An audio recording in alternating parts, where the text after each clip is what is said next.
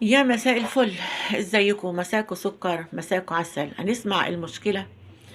أم بتربي شابين اتأرملت عليهم علشان تخليهم أحسن الناس.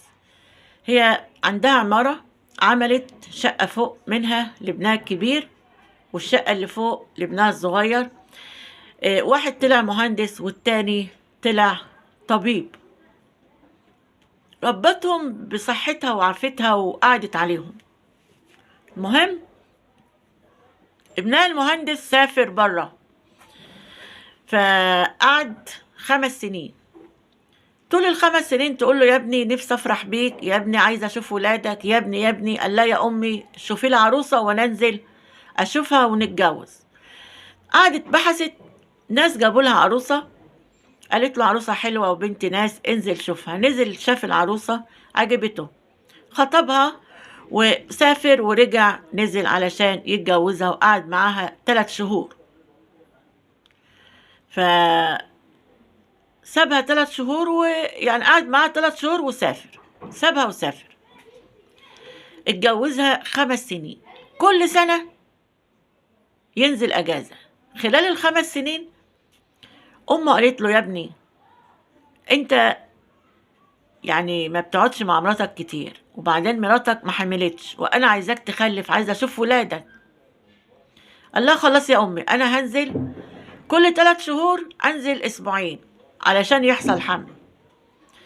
نزل سنتين، كل 3 شهور ينزل أجازة أسبوعين، كل 3 شهور ينزل أجازة أسبوعين. قعد سنتين يعمل كده، ما حصلش حمل. فقالت لا ما بدهاش بقى، ما هو العيب لا منه لا من مراته. فمراته كشفت تخلف، ما عندهاش أي موانع. هو بعد تحاليل، راح كشف وعمل تحاليل، عمل التحاليل وسافر. لسه ما كانش طلع النتيجة. مين اللي راح يجيب التحاليل؟ نتيجة التحاليل أخوه. فالدكتور فاجأ أخوه إن هو ما بيخلفش، عقيم ما بيخلفش. فهو ما قالش لأخوه ولا قال لأمه، قال لمين؟ قال لمرات أخوه. قال لها أخويا عقيم ما بيخلفش. واتفاجئت بالصدمة دي. طبعا سلفها قاعد في البيت مع أمه وهي فوق أمه، يعني شاب وشابة في البيت. فقالت له أنا عايزة أبقى أم وعايزة أخلف، عشان تبقى عارف أنا بحبك وعيني منك. هو كان يقعد يتكلم معاها ويضحك معاها، عاملها أخته، ويقول لها أنا بحب خطيبتي حبيبتي وعايز أخطبها والكلام ده. هو كان بيحب واحدة وكان راسم إنه يخطبها، فكان بيكلمها على حبيبته وعايز أخطبها واتحضري عشان تخطبها لي. هي غارت عليه وقالت له أنا بحبك وعيني منك، وبعدين أنا كده هسيب أخوك، أنا عايزة أخلف وعايزة أبقى أم. إزاي إن أنا أعيش من غير خلفة؟ فلما قالت له أنا بحبك، قال لها إزاي وأخويا ده إحنا ملناش إلا بعض. قالت له خلاص أتطلق منه وأروح أتجوز واحد تاني، بس عشان تبقى عارف أنا بحبك أنت. ضعفوا مع بعض وحصل علاقة ما بينهم، والعلاقة استمرت. فحصل حمل. فلما حصل حمل، حماتها فكرت إن الحمل ده من مين؟ من جوزها اللي مسافر، لأن ما تعرفش إن جوزها عقيم. وجوزها فرح إن مراته حامل. في الغربة إجاله إن هو مراته حامل، كلموه قالوا له يعني، فرح إن هو بيخلف. فالاتنين قعدوا مع بعض بقى، اللي هو أخو جوزها ومرات أخوه، قعدوا مع بعض. وقالت له الولد تعمل إيه؟ قال لها تعملي إيه في إيه؟ قالت له الولد ده ابنك مش ابن أخوك، وأخوك مفكر إن الولد ابنه، وأمك مفكرة إن حفيدها من ابنها اللي مسافر. قال لها طب نعمل إيه؟ قال لها بقول لك ايه، انت تكتبي الولد باسم اخويا. شو ما يعرفش ان ما بيخلفش؟ ولا ام تعرف؟ قالت له اه. قال لها اكتبي الولد باسم اخويا، واخويا عارف ان انت حامل وفرحان. قالت له بس انا بحبك وعايزه اكمل معاك انت، انا ما بحبش اخوك. قال لها بس اعملي كده وبعد كده هنتصرف. قعدوا بقى يخططوا مع بعض يتخلصوا من اخوه ازاي. يتخلصوا من اخوه. اخوه قاعد يدبر مع مرات اخوه يتخلصوا من اخوه. يشاء القدر ان اخوه يعمل حادثة ويموت. فامه لما ابنها مات قعدت بعده شهور وماتت من حزنها على ابنها. فبقى قاعدين يقولوا لبعض ايه، يا سبحان الله، الظروف خدمتنا، احنا كنا عايزين ندبر علشان نخلص منه، ربنا عمل كده ووقف معانا. يا سلام. قالت له بقول لك ايه، طبعا الولد اتكتب باسم جوزها وهو ابن سلفها، وطبعا الولد يورث، هما كانوا عندهم املاك وكل الورث هيبقى ليها ولسلفها اللي هو ابو ابنها. قالت له انا مش عايزه اقعد في البيت ده، انا عايزه مكان اقعد فيه عشان ما عدتش عايزه افتكر اي احداث حصلت في البيت ده. قال لها خلاص احنا نجيب بيت بره. فطبعا جابت بيت، ففي عمال اللي بيعملوا السيراميك واللي مهندس ديكور واقف عشان يعمل الديكورات. ما هي بقت غنية قوي بقى، ورثت الأم والزوج، والأخ ورث أخوه وورث أمه. فحبت مهندس الديكور وقالت له أنا بحبك. طبعا حصل ما بينهم كلام، واقفة معاه وهو بيعمل الديكورات، أعجبت بيه، قالت له أنا بحبك. قال لها أنت متجوزة بتحبيني ليه؟ ما هو أنت عندك جوزك وجوزك شاب محترم.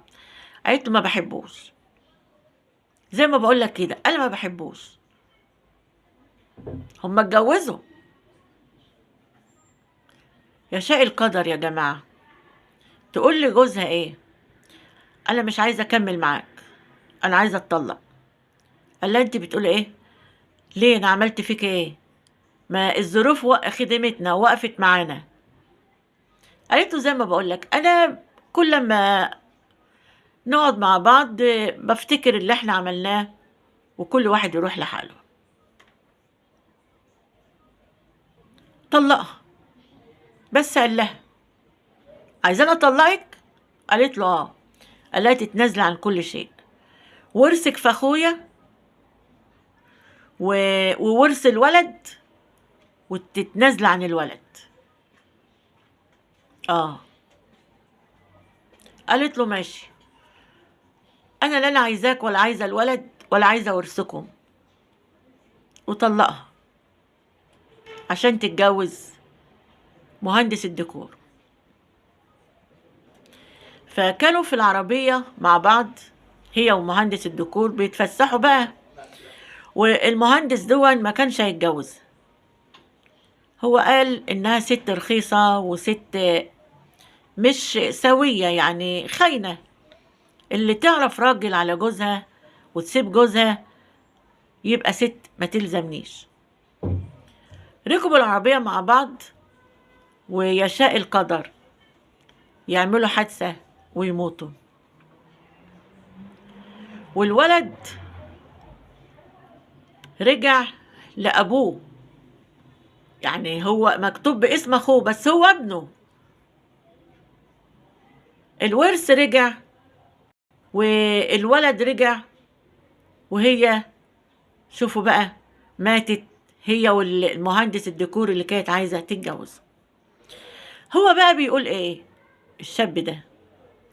بيقول انا مذنب، ربنا يعاقبني علشان خنت اخويا وخلفت واتكتب الولد باسم اخويا. اعمل ايه في الذنب اللي انا فيه؟ اعمل ايه في اني مش قادر انسى ان انا خنت اخويا مع مراته. مش قادر انسى ان اخويا ما بيخلفش، ومراته حملت مني وكتب الولد باسم اخويا، وامي ماتت بسبب حزنها على اخويا. انا السبب في ده كله. مش عارف انسى الخيانة، مش عارف انسى اخويا، مش عارف انسى ولا اعيش حياتي الا اتاكد ان ربنا غفر لي. والله يعني هي الظروف خدمتك انت بقى، يعني اخوك مات وامك ماتت ومرات اخوك اللي انت خنت اخوك معاها ماتت، والولد مكتوب باسم اخوك وهو ابنك، كل حاجة رجعت لك. استغفر ربنا، اطلع حج، اطلع عمر واتجوز، ابدأ صفحة جديدة مع واحدة نظيفة وواحدة جديدة، وشوفوا ربنا بيعمل ايه. ربنا ما بيرضاش بالظلم. يعني لف لف لف ورجع الولد في حضن أبوه، والشيطانة دي هي اللي ماتت مذنبة، هي ومهندس الديكور اللي وافق إن هي تسيب جوزها ويتجوزها. ربنا ده كبير، ربنا ده عظيم، ربنا ما بيسيبش. إيه انت خنت اخوك، انت خنت اخوك مع مرات اخوك وكتبت الولد باسم اخوك وهو ابنك، طبعا ذنب كبير. بس انت ما موتش اخوك، هو مات في حادثة وموتة ربانية، وامك حزنت على اخوك. خلاص يبقى انت تستغفر ربنا، تتوب الى الله، وربنا بقى يسامحك، والولد تتجوز والولد يتحط في عينيك. ما هو ابنك، هو ابن مكتوب باخوك باسم اخوك بس هو ابنك. اسمعوا المشكلة يا جماعة، ومشكلة صعبة، وبس الاستفادة منها إن والله ربنا يمهل ولا يهمل، إن ربك لبالمرصاد. زي ما هي أذنبت وكانت ست خاينة وكمان غدرت باتنين، سلفها جوزها وسلفها وراحت عشان تتجوز. شوفوا ربنا عمل إيه. ربنا اسمه الحق والعدل. اسمعوا المشكلة، وعايزة أقراكم وأقول لكم أشوفكم على خير.